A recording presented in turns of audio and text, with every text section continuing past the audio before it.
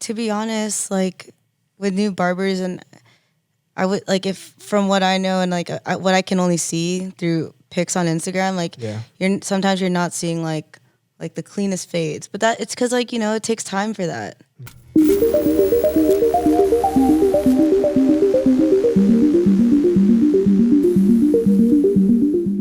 Bro, we still need to go buy your plant. I mean, not your plant, your Exodus, your goldfish, bro. Oh no, your beta fish. Yeah, it's called. I'm gonna get a beta fish. I saw a really cool beta fish bowl like attached to a wall. Like it was like a wall design, but yeah, it was really cool. Yeah, I gotta get a new beta fish. Yeah, the other one died. Yeah, he wanted a fish for like a while, and so like in Christmas time, I got him a fish bowl, and then so now we just gotta go buy a fish. Yeah, we'll get it. We're going there. But welcome to the Creative Hills podcast, guys. I'm your host, Anthony Brandon. I'm here with Tony K on my right side. And honestly, we've been filming for like a while now. Honestly, I don't know how much of it stayed and how much of it didn't, but we're just redoing the beginning for safety purposes. But yeah, here, without further ado, I want to introduce our guest for the second time, just in case. I got over here, we got Kristel. Stop it. Welcome. But yeah, I really like all of your work. I was taking a look at it earlier, and I saw your story. I want to talk about your story a little bit earlier today. I saw that you have a plant, and like I saw you cutting off the edges and stuff. And I just bought a plant like literally like last week. What kind of plant? It's I don't even know how to play. I'm not even. Some plants are hard to some plants are hard to pronounce for sure. I don't even know what kind of plant. I'm not gonna front with you. I really it's don't. Cool, dude. We'll have to check it out later. I'd love to see your plant. You was about to get Shakespeare. It's I don't know. I tried, but nah. Yeah, I was seeing that you like all the dead parts. Yeah, like, and I was kind of scared to do that with mine because what I didn't want is like for it to look all deformed. Does it grow back? I honestly don't know anything about plants, but like that's a good question, a good plant question. All right, so I learned that when it starts browning, pruning, I believe is what the term is called. You have to cut it off, or else it will spread. And when it spreads, more leaves will turn brown, and then pretty much it all cut off. So by cutting off like those brown areas, it's literally like cutting like dead ends. Like if you don't cut the dead ends of hair, it'll grow up the hair strands and eventually like it's just not healthy. So pretty much same with plants. Like if it does start getting brown, aka pruning, you cut that shit off and then it won't spread and your plant will be healthy. And it doesn't. Some plants don't. It doesn't grow back, and it does look a little deformed. My plant looks a little deformed, but other leaves look really green, and it's healthy for it. So, do you have a plant just cause, or is there like any certain reason that you have a plant just because it look cool? Me, I kind of because it looks. It's cool, definitely a great aesthetic. That specific plant, I have 3 in my studio, and they've all been given to me as gifts. Okay. That plant is a money tree, and it grows money. It definitely grows. No, okay. Like $5 bills come out. Yeah.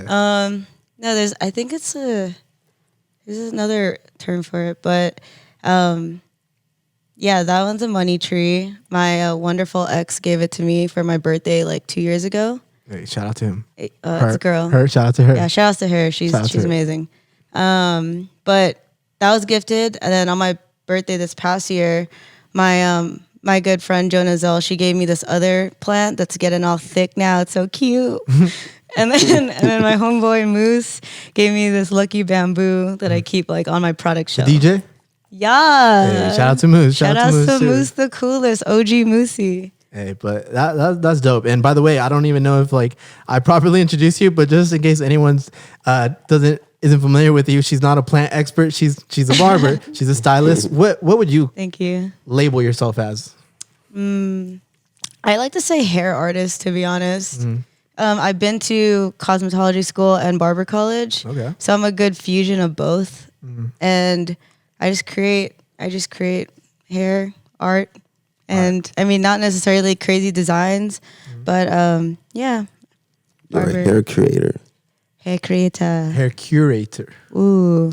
But I like it. I guess taking it back to the beginning, how did you end up liking haircuts? Or I guess not haircuts, but I guess the whole thing about working with hair. How did you get into that yourself? So I was always that girl in middle school and high school that had different colored hair. And like me and my friends would just like mess around with hair dye. And then in high school, I used to cut my homegirl's hair in the PE locker room. Okay. And literally just be like, yeah, that's when like the emo scene cuts were in. Yeah. So I would just be like, yeah, I know how to do this.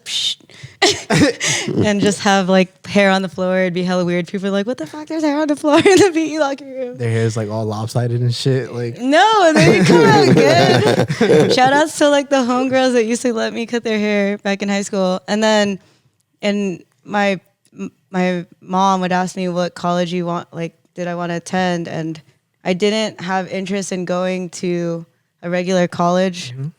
And I always saw cosmetology hair commercials on TV. And I told her I wanted to do hair, and then pretty much my whole family down talked the idea. And coming from an Asian background, that's usually what happens. Yeah. And yeah, but you overcame that. Everything at the end of the day, it was your life. You chose what you wanted to do, right? And yeah, for sure. you said, fuck it, I'm gonna do that. Exactly. But no regrets, right? Absolutely none. Hey, that's what I like to hear. But throughout your journey, like, I guess what has been like up to this point, what's your proudest accomplishment when it comes to what you do? Proudest accomplishment. I think one was opening up my own studio at the age of 21. Okay. I grew up a lot, like quickly, like just in that era of my life. It was definitely the toughest time. That was a big accomplishment in itself, because I graduated Cosmo, then graduated Barber College, and then like 3 months after that, I opened up the studio because I was able to have enough clientele to create my own space instead of working under someone. So the Cleanup, which is the studio that I own or whatever, I'm the founder. Okay. I'm the founder of. It's going on 4 years strong. Hey, that's good. And I think like the Cleanup is definitely my second home, and it's the foundation to my craft. It's the foundation to myself and like my business, and I truly hope that it continues to prosper.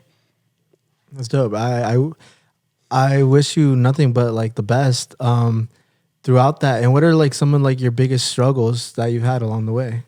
Because for every major accomplishment, there's a lot of struggle, right? And I think that's something that, especially nowadays, the whole reason I have this podcast is really to talk about the good and the bad, because at the end of the day, social media, today we have this perspective that everything goes perfect. We only take W's. There's never any L's. And with this, I really want to have people over, creatives, and share both the W's and the L's, because at the end of the day, I think we need to teach a little bit about both in order for people to understand the whole story, because nowadays everybody wants everything so fast and everything thinks everything is going to be so easy. And it's like, I want to be blunt and honest about like how all of us, each and every one of us, have our own struggles, Yeah, no, absolutely. And that's dope that you're creating a platform where we're also discussing the L's and not just the wins. Yeah. A lot of losses would be just trial and error experiences, I feel like my business is where it's at because I sacrificed a lot behind the scenes. Like there was a lot of like, for a while, like my personal life was like, there was like none. I really could only hang out if like it was a birthday or something, or, or like if like we were working together on something. Like I have a lot of creative friends because we've like done things to like help my business and, trade-offs and such. But, to be honest, like romance life was super struggling, and still like, it's pretty, like, I don't know if I can be in a like long-term relationship because I'm so dedicated, or whatever. Like I'm so married to the craft, and like, and I'm pretty okay with that. So just to be real, like, relationships are hard. Yeah. What else? That's about it. Yeah, that's real though. Honestly, like for me on my journey, like I remember when I was younger, especially like in high school, I was very like hopeless, romantic-ish, and that's like all I wanted at the time was just like have somebody there, you know. And as I grew up and as I got older, now in this point in time, I can say like I remember asking for it, and now that girls are approaching me and that like I can do it if I wanted to, I feel like I'm not taking advantage of myself, or it's one of the things that it came along, but now I'm questioning it. Do I even want it? And it's because like I'm all for like, I guess like having, this year I really want to work on relationships myself, but I think like you said, it's a lot of work and it's a lot of commitment, and you have to be willing to put in that time. And some people just don't get it. Some people don't get the hustle, and like that it's not necessarily that you don't want to be with them, but that you really want to focus on what you're doing at the moment, right? Right. I've always said that our 20s is our time to just go hard, like just go hard, focus on yourself, like put your time and your energy. It's your selfish years. Yeah. And that's okay. And like if you can find someone that understands that or changes your mind about that, that's awesome and that's beautiful. But we're so young, and like there's just so much life to live, and there's things that it's just easier to do when you're single and you don't have to like worry about that second person, because at the same time it's not that we don't want to not spend time with them, but it's not fair. Yeah. You know, like it's you don't want to neglect something so precious. Like relationships are so precious. Yeah. And like to neglect that it's like, is it even fair to them? And yeah, so at the end of the day, it's like, what do you want to spend your time and energy on, you know? And just be a good person, and hopefully people understand. Yeah, I agree. Like right now it's like, is there really time? And I think that's the biggest thing. I don't want to half-ass anything, you know, like not neglecting something, because then that's where it's like, what's the point of it? Why not just, I guess, be friends with a lot of people, you know? But yeah, I guess I want to completely go to a different area right now real quick. What type of friends? What type of friends are you talking about, man? You know, Oh, okay. Good friends. Oh, hi, Tony. Oh, shit. Tony. He's here. He woke up. Oh, shit. Damn, I didn't even know you were here, bro. Oh, shit. He just did the peace signs. Yeah. Hey, there you go. Where you been, bro? Good morning. Oh, I've been listening. Do you want us to talk about anything about love over here? I know my boy has had a different roster for a while. You're like, no comment. No comment. Next question. Next question. Yes, next question. Not yet, but I saw that you have like you're a food connoisseur, right? Is that safe to say? You're a safe foodie. to say. Foodie. Yeah. Foodie. Safe to say. I saw that you have a page for it and everything. That I was looking through, and I was like, damn, like a lot of those places that I saw on there real quick before you got here, I was like looking through it, and I'm like, damn, like that's a lot of good food that I didn't even know existed. Like how much of a foodie are you? Man, I wish I could be more of a foodie. Like I definitely was. I think I'm a foodie because I'm so passionate when I talk about food. Like I'm really excited. I'm like, can you please try this so you can understand and experience this with me? Yeah. But I wish I could be more of a foodie. I've just been on my like fitness lately. Okay. So, making them gains. You know, trying to like lose them gains and all that. But what's fun is I was always that person that would take pictures of their food before eating. So I think that naturally just like you're Instagramming. Your first 2012 Instagram was full of food pics. It was and just other like bad quality photos of things.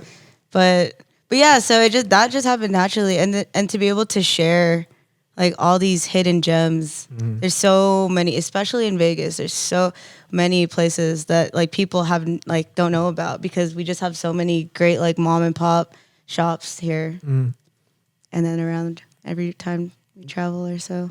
How often do you travel? Because I know there's like a lot of travel opportunities nowadays for barbers. Like how often are you traveling? So currently I'm slowing down on travel, but last year I want to say I was traveling maybe monthly. Like there was a point where I was traveling monthly. Yeah. I want to have that kind of problem. Yeah, seriously. It gets tiring. For sure, but it's a good problem to have. You know. And I suck at airports, so Are you the person that's always late, or what? How do you suck at it? You miss your flights? It's like I'll book for the wrong date, and I'm like, why can't I find my flight? And they're like, oh, you booked for the 25th next month, not today. And I'm like, next month? Oh shit! Yeah, or like it'll be a red eye, but it'll be like the day before, not that night. Yeah. You know what I mean? Because it's like, it's like little tiny things. But I've definitely gotten better with airports. Yeah. But going back to being a barber and like having the opportunity to travel, there definitely is. I love to take classes from other amazing, talented barbers in other states, whether it be California. I took a trip to Seattle with my other barber friends over the summer, and we visited Seattle for the first time. And oh my God, Seattle is amazing, so beautiful. I low-key want to move there. Seattle? Yeah. Do you plan actually? While we're on that topic, do you want to stay in Vegas, or do you see yourself like being other places? Like for me personally, I see myself in LA. Yeah. This year, and like that's just my preference. But I know there's so many beautiful places, and a lot of them, I'm kind of biased because I used to go there like every weekend, so I know what it's like. But I still have so much to see, and like I remember at one point I wanted to buy a house in Vegas, and I'm just like, is it worth fully buying and investing into something if like I don't even know if I fully want to be here all the time? I feel like you said, our 20s is to just fucking live life. And like, if I want to live a year here, live a year there, a year anywhere, you know, it's just like, why not do it? You get me? Right. Well, so would you move to LA or? Yeah. I'm planning on moving to it later this year. Yeah. Oh, wow. Yeah. It's just like, it's the move. It's the place to go. That's awesome. That traffic though. Yeah. Hey, here is getting pretty bad in Vegas. It's not that bad. It's pretty terrible. It's pretty terrible. It's not that bad. But do you see yourself staying here, or do you want to go somewhere else? I love watching the city grow, but I could be biased because I work pretty close to home, so I don't deal with like the traffic that we possibly have here. And I don't know. I like being a part of the growing culture that we have here. I think it's super unique, and like I have 215 tatted on my knuckles because it's actually faded, but because knuckle tattoos fade, and I wash my hands after every haircut. But I have 215 tatted on my knuckles because I knew the 215, or if I experienced the 215 before the traffic, like literally like before, like I've been here for 17 years. 17. So where were you before that? New Jersey. New Jersey. Okay. Yeah. Jersey girl. Is that where you grew up? Till I was 9. I don't know if I have an accent. I don't think I do, but yeah. No, you're good. Okay, Jersey. I can hear it. Oh, hi, Tony. Hey, welcome back. Welcome back, Tony. Welcome back. Yeah, I'm back. No, but yeah, that's dope. And honestly, like I find it interesting how like small the world is. Like here, I'm pretty sure if like on the conversation of barbers, if someone says Kristel, they know who they're talking about. Correct? It's safe to say at this point, right? Is it true? Is it true, Tony? I think so. I think so, honestly. And for example, cool. I got a haircut in LA while I was there, and I got it from Berg Styles. Oh, and like I was talking about like the few like Vegas barbers that I knew, and I just mentioned your name. I was like Kristel, and then this was like maybe like a few weeks ago, and then he was just like, oh yeah, like he knew immediately who it was. I'm pretty sure you're brought up in like conversations. Yeah, you popping, you popping, you okay. You got a little bit of juice. Yeah. A little bit of juice, okay. A little bit of juice. Shout out to Berg, Young Bull, killing it. Yeah, and see, it's just like the whole community, like the barbers. I like how much support I see that people are actually giving each other, you know? Like, even though they're from LA, or even though they're from here, even though they're from wherever, like especially with social media, you guys really do get together, you know? No, absolutely. I love that. And, but with that, also is like, I know there's a lot of barber competition, especially here in Vegas. Like, how do those work? Like, how does the judging go when it comes to haircuts for anybody that's uneducated, such as myself? So on a general stance, when judging barber competitions, it's usually cleanest fade, lineups, design, creativity, style. I like to think of execution too, but usually like, because I've judged a few the past year, and we would just have like 1 to 10 or 1 to 5 and rate them. And some it's like out of the ballpark, like you know from you knew like there's no questions asked. Okay. And then some it's like you really gotta like depict sorry my bad. Depict like okay. be like get into detail on like why this was a 4 versus a fucking 3, and I don't know, but is it how often are people getting salty in those competitions? Man, it's funny. It's not funny, but people get pretty salty because they're putting their like so much effort. They're like, one, it's barber battles. Yes, they're supposed to be for fun, but people really, they're taking this shit so seriously. They're putting their heart and their soul into this haircut. Sometimes it's like hot in the room and it's sweaty, and like cutting hair that's while someone's sweating is like so hard to do because like fading just doesn't come out seamlessly. Like you just put more effort. So like you're putting all your effort into like this cut at a barber competition, and it's timed and people are walking around. Like there's so much energy that goes into that. And plus they want a trophy. They want that money. And for them like to not even place or get second, or it just, it could be sad. You ever been mad from losing? No, I'm actually really not I'm not a competitive person at all. Yeah. Have you snagged a few trophies along the way? I haven't, and I'm okay with it. I'm like totally fine with it.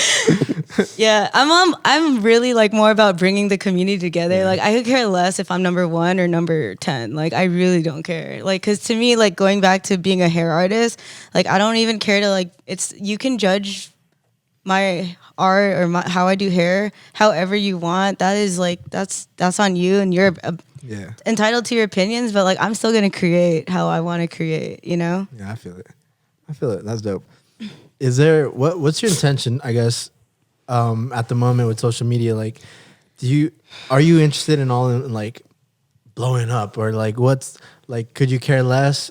Are you obviously, I think because it's like at the end of the day, it's our careers. Like we want to be as big as possible to show our work around the world. But how much do you see social media playing into your life right now at the moment? At the moment, with social media, and I'm sure you guys have heard this 1,000 times, but I want to be as authentic as possible. Yeah. I do also want to strive to be better with social media, like creating quality content or saying, what's it called? Not quality stuff, but like having like content to hear about, I guess you could say. Do you plan on like educating more like about hair? What do you have planned for this year when it comes to your whole brand and what you have going on right now? So funny you asked that. I just received a contract by Maintain to possibly be a brand ambassador for Maintain, which is an amazing product company based out in SoCal. And I am going over the contract now, and I just want to make sure that it's not too strenuous. To the point where you have to like, you really have to go out of your way to keep up with everything, and it might impede or stop you from doing anything else, right? Right. I don't want to be stressed over social media. I definitely was last year. I definitely was stressed about a lot of shit last year. Yeah. but no, honestly, that shit can really get stressful. Like when you're, for sure. Do you see the numbers like getting to you? Like at one point, like are you still getting hurt by numbers? Like how are you feeling? Like I remember at one point, like you do so well, you get so many likes, you get so many comments, and then all of a sudden maybe one day you don't get as many. Like how is that still taking a toll on you right at this moment? So at this moment, not really. Like that's why I don't want to put too much energy into it. Yeah. Because it's funny. Like when you can put so much energy into a project and it won't get you the response that you had in mind or you were expecting. Yeah. So now I don't want to expect any kind of reaction or any kind of like number. I actually don't have like a lot. I feel like I don't get that much likes compared to a lot of other barbers and stylists. Like some like talented people are killing it, like thousands. I literally like range from like 70 to 150 if I'm like, if I'm lucky, which is not a lot at all. And that's okay. That's okay. Yeah. I think honestly, like sometimes we overthink that. Like at the end of the day, like what does the like mean? I know some people that scroll through their phone and double tap everything as they scroll and don't even look at the post, you know? Like sometimes I even do that, to be honest. Right. Like so at the end of the day, it's like, what does that really mean? And like I think one of the things that I'm gonna try to go for this year is really just put things out, put it out in the universe, let it out. And whatever it does, you know, no need to like hide anything or delete something because it didn't hit this. Like at the end of the day, just put out the best work you can do, and you never know if maybe one thing will blow up, one thing won't. It's just like you never know. I realize, especially like Tony, he knows about this. About sometimes some of our work videos or whatever, the ones that we really didn't even try on or didn't even expect anything from are the ones that end up doing the best. You know? And it's like something that you've worked so hard on, you've edited and you refined it, and like you just done all this extra stuff to it and worked on a caption for a whole last day. Like you get like, you know, little to like no response on it, and it's just it's so funny how that works. I'm logging out. Forget. I'm logging out. Not yet, but no. Like IG, I think is like one of the platforms that's like inconsistent. You know, I think so. It's like. One day it's like this, one day it's like this, one day it's like this. And then nowadays, like the algorithm's always changing. To this point, it's like there's always something new, and you just never know what's gonna hit. At the end of the day, what I strive for is to put out content or whatever I'm putting out that provides the most value and can resonate with people. Because at the end of the day, like at this point in time, it's like so people can post cool pictures of them, but it's like at the end of the day, what does that do for anybody else? And I think that's where I really stopped. Like I haven't posted in my page like over 6 months, and one of the reasons why is because I'm like, what is this doing for other people? That's like I really just took a moment and stepped back from like everything. And so like I'm a musician, right? So I make music, and within like I haven't dropped a song in over a year, and one of the reasons for that is like I really questioned, what am I saying with this? How are people receiving it? And at the end of the day, if it's something that people forget about 5 minutes after they press play, and if it doesn't strike anything with them, if it doesn't make them feel some type of way, what's the point of it, you know? And so I really just stepped away, took some time to really create products or material and stuff that I want and that I know can have a life on its own, and really I can look back at it a year from now and be like, oh, like I still like that. You know? Yeah. And that's one of the things that I think more of us should try and do. And it's just like, I think social media can be the best thing ever, and also at the same time, the worst thing for a lot of other people. And I think right now, I just want to see more positivity, more people like hyping each other up and just being good to each other, you know, being nice. But on another note, right now, I guess what I see a lot of more barbers are going into it or trying to be barbers nowadays. It's like born into it? They're fighting? No. They're trying to be barbers. It's like what's your advice for like an up and coming barber listening to this right now? An up and coming barber, my advice to you would be to be professional with your craft, with your clients. And invest in this craft. If you can take appointments, be on time, make sure your station is sanitary and clean. Your clients are a reflection of you. So if you want that top dollar client, you better act top dollar. Yeah. You know, if you're cool with cutting up the homies, that's cool too. You know, but if you want to grow in this industry, you also have to take the initiative and take the steps to grow. Take classes, if not classes, YouTube is free. There's so much information on there. You can literally like learn how to do haircuts just by watching YouTube, and be positive with the craft. And honestly, like you will get what you put in for sure. So just like the more you put in, the more you'll do. And like if you're not the best right now, just continue. Like repetition is what makes you stronger, and it's gonna make you better. So just keep going at it. I like that. Going back to, you said that you used to cut people's hair in like high school. Back in those days, how did you learn? Did you literally learn from YouTube as well? Like in the very, very, very beginning, did you learn it all from YouTube, just from fucking around and cutting people's hair? Like I got you. Let me practice on you. Like, what was your initial introduction to it? So I originally started cutting like my homegirl's hair. So I did like bangs and I did scene haircuts, and it was literally me just like creating shapes with scissors. So that's like where the creativity started. When it came to fading, that's when I would start watching YouTube videos, because fading is completely different from taking shears and understanding like gravity and how fucking hair, like, you know, long hair and short hair. It's at the end of the day, it's cutting hair, but it is also very different on how you can attack it. So at first I was cutting hair like bangs and such, and then YouTube when it came to fading. Shout outs to Cake and his Randy. That's the YouTube channel, or what? He was one of the first like barbers. OGs. Yeah, that was teaching on YouTube. Okay. Yeah. And he just opened up a barbershop in San Francisco called Cake and Cuts. Hey, shout out to him. So shout out to you, Randy. Congratulations. Congratulations, man. But I guess going back to the whole journey, I guess the experience of where you've been, where you've gone, what do you think is next for you, or what do you want to be next for you? Or are you still kind of just figuring it out as you go? Well, I know what a really big goal that I have is. It's gonna take time, for sure. It's fine, I'll just say it. So my end goal is to own a studio building. Okay. So right now I work in a building called Studio Salons, where there's about 20 different studios, and each one is its own small business.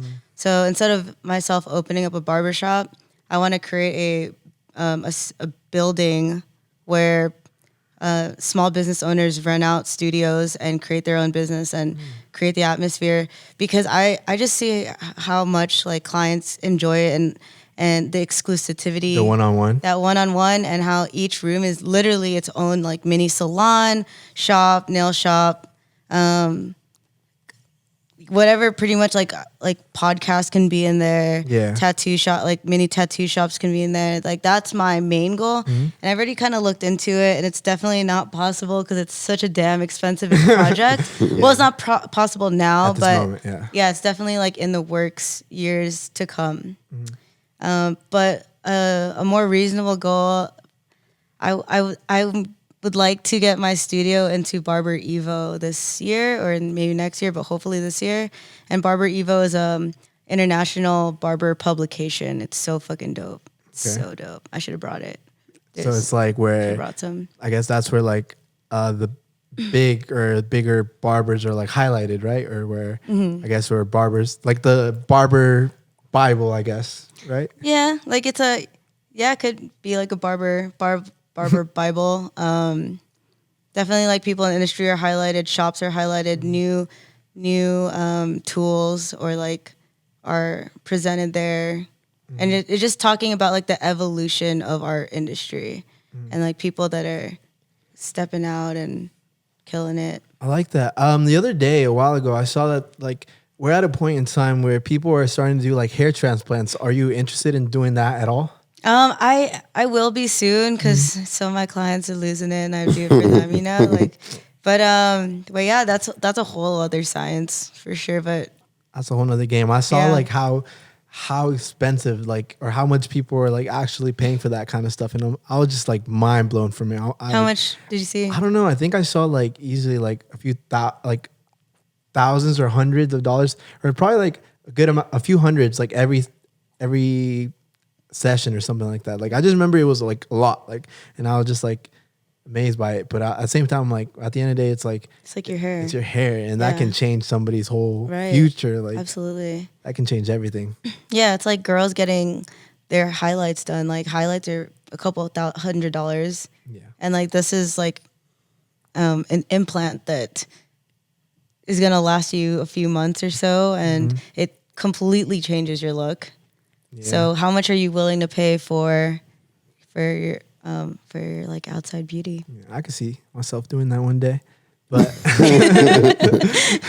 I mean, hopefully it lasts like Honestly. I don't know exactly how long it lasts, but it's kind of like microblading. Like microblading, it's I don't know how much, like a couple hundred, maybe 200, right? For eyebrows, right? For eyebrows, and they last like a year or so if you're lucky, and that's like one down payment of 100, but you never have to worry about your eyebrows, and it's like what is it? I was looking at it, and like some were like very specific, some like didn't really like talked about it, but didn't show the actual process. Like it's a tattoo, right? If I'm mistaken, it's a like eyebrow tattoo or something like that.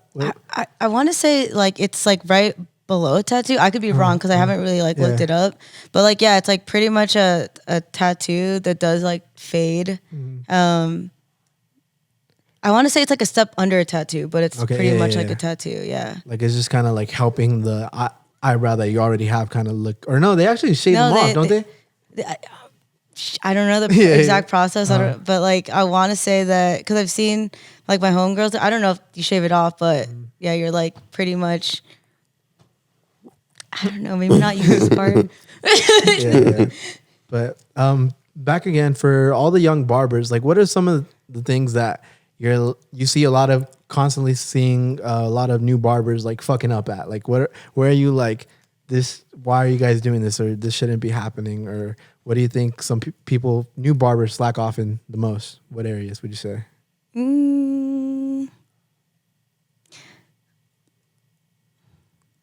Is there anything that stands out? I mean, to be honest, like with new barbers, and I would like if from what I know and like what I can only see through pics on Instagram, like sometimes you're not seeing like the cleanest fades, but that it's because like it takes time for that. Or not like you'll focus on the fade, but then the top is just like crazy, and it's like because they focus so much on the fade. I totally understand, So I would say that if you're putting your work out there, like make sure you're taking care of the whole head. You're taking care of the sides, back, and the top. Actually, I really, really resonate with that because, to be honest, I realized at least I guess some people aren't that great at fades either. But when I see the majority of barbers are really focused on learning how to fade and suck at cutting the top, because I've gone to some barbers where like the fades were dope, but then when it comes to me having longer hair, like a lot of them would just fuck me up all the time. You get me? It goes back to education and how much like you've learned how to use the shears. Like the biggest difference, one of the biggest difference I felt from attending cosmetology school and barber college was that cosmetology really broke down shear techniques and shear mechanics. Barber college, like it was like literally barber boot camp. You went there to get your hours so that you can take the test, and you were right next to your homie trying to do the best fades and then throwing gel on top. Like they didn't really elaborate on shear techniques. So it just goes back to the education, and that's why it's so important to like take extra classes or to learn in other ways on how to also cut the top of the head and to style. Because especially nowadays, like not everyone has a buzz cut. Yeah. Like that's maybe 20% of hairstyles now. That's true. 30 or whatever. Have you ever taught, or is that somewhere where you would like to take your career or your future? I've definitely taught in the past. I've learned that it's not my strength. Public speaking obviously is like the number. It's scary and scary. I mean, I'm better at it now, but I don't know if I want to focus on education, to be honest. But I'm not saying I won't do it. But just it's not your priority, because I know some people are like strictly like in the area. Like there's some people that take pictures, and there's other people that teach people how to take pictures, but don't really take pictures. So it's just like, it's, I guess everybody's in their own lane, Exactly. Like to be given the opportunity to teach is definitely like humbling, and it's such a blessing, and it's honestly such a huge, what's the word? It's like on the responsibility. Yeah. It's such a huge responsibility. Like literally, like what you're saying, the audience and whoever's, they're taking it so literal. Yeah. And like, it's just because I have taught in the past, and like Tony actually shot a class that I did at Euphoria like 3 years ago. I was going to mention that, but I was waiting for you to mention it. I remember, I was so shy. I mean, I think you did. Right, and it was not memorable. No, but like it's such a huge responsibility. But it's not. I'm not saying that I'm not like down to do it ever again. But definitely like you got to prepare for that shit. Like I commend fucking teachers every day, like because they are literally the ones feeding their students knowledge and like you know. Knowledge, yeah. On the last note I want to really hit is how important are the tools? Like, cause I've seen like some like clippers or like whatever, like I don't even know, clippers cost like thousands of dollars. I've seen like some of like crazy amount. Like how important do they actually matter? Like, is it all about the barber or like do these things actually make a big difference? That's a really good question. I want to say tools matter to an extent. You can use there is a huge difference from a $20 pair of scissors to a $700 pair of scissors, for sure. Just the way that it'll feel in your hands, the way it'll cut the hair, how long the shear will last. Yeah. When it comes to clippers, I would do like professional grade. You know, like I wouldn't go to Walmart for clippers. But at the end of the day, but at the end of the day, it's like it's only as good as the person using them, right? Yeah, like you can get the best thing. Like you can spend $300 on a pair of clippers, but if you don't practice using them, like you're not gonna get better. I saw you have some Supreme clippers.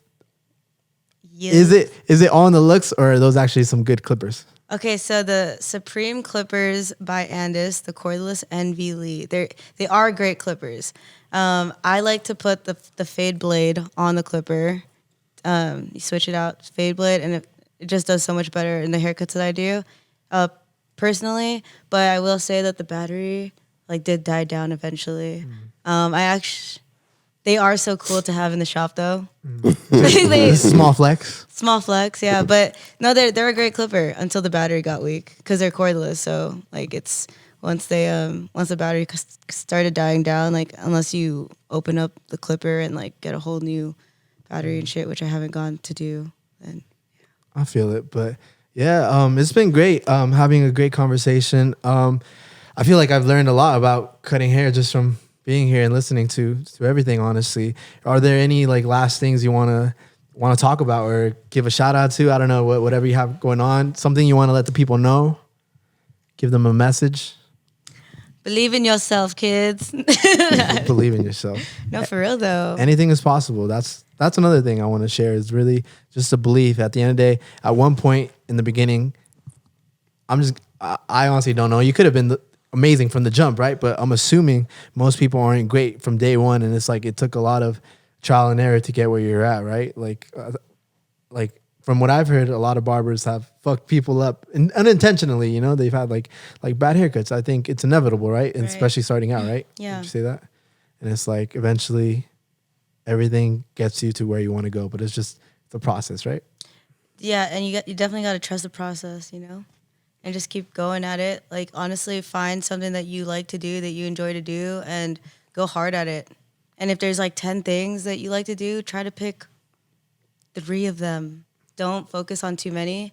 There's something that I'm like doing right now where it's instead of doing so much and not being present at any of those things because you're just like spread thin, why not try doing less but having better quality in those experiences? So yeah, going back to life, and like if it's hard to or if you're having like difficulty in like doing something or finding your own path or creating your path, just pick something that you're interested in and go hard at it. I love it. I love that. But thank you for being here. Where can everybody follow you? You can follow me on Instagram, kristel.jnaz. I'll spell it out for you too, because there's a billion ways to spell Kristel. Yeah. KRISTEL.JNAZ. I'm also on Twitter. I don't use Facebook that much.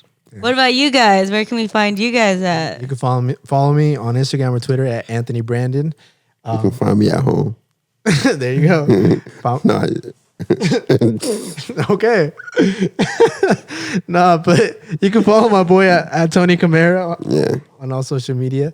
And yeah, subscribe. If you guys watch this far, shout out to you guys, and thanks for watching. Honestly, like, it means a lot. I try to provide as much value from our amazing guests that we have on, such as Kristel, and I really just want to provide value for everybody, you know, like, and share the journey that we have along the way, share whatever we're going through at the moment, and just share the journey, because at the end of the day, like, this is all going to be documented, not just our journey, but our peers' journey. And so I really want to just show that. But yeah, thank you guys for watching. Make sure to subscribe and like this if you like it. If you have any comments, go ahead and comment. Maybe she can go ahead and read some of the comments and answer your questions. But yeah, without further ado, thanks for watching, and see you guys on the next episode. All right, now let's go look at some plants. Oh yes, go.